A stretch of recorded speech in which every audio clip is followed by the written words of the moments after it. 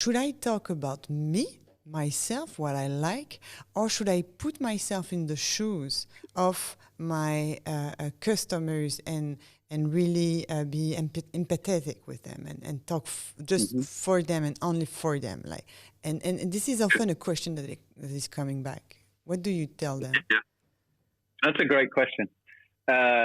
So it's funny. Steve Jobs used to answer, "We're making products for ourselves because we understand the possibility of technology. We have families. We want graceful, and technology didn't work 20 years ago. When you used to have a Dell computer with Microsoft on it, it just didn't work. And those silly smartphones that weren't very smart, And then Apple comes along with MacBooks and iPhones, and so I think the best answer to that question is those people that are the confluence of those two things is the perfect situation. Meaning they're building it for themselves because they either are or they truly deeply understand the needs of the customer.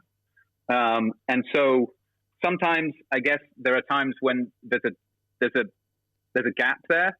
I remember a couple, but I'm not going to mention them just because in case he gets upset. But there were a couple of founders that were a little too bombastic, and they weren't gentle enough for the brand they were trying to build. And so we'll be like, okay, dude, like this is your role in this brand is to be this. And cut to their all hands a week later. They did an all hands and said, we're not customer focused enough, and here's why, and put a picture of themselves up on the screen. And so they were really focused, and that was a level of self-awareness that I think is awesome, because they needed to better understand and get in the shoes of the customer.